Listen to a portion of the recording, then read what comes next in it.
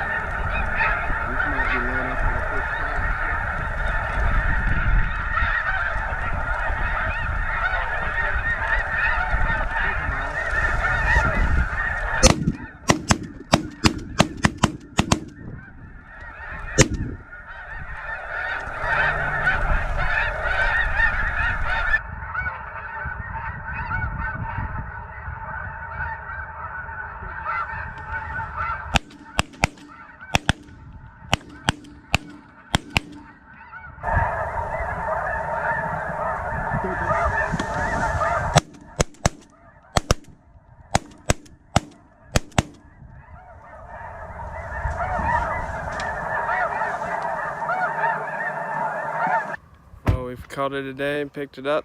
We ended the day with 7 snow geese, so not bad for a morning hunt, but we'll look forward to the next time.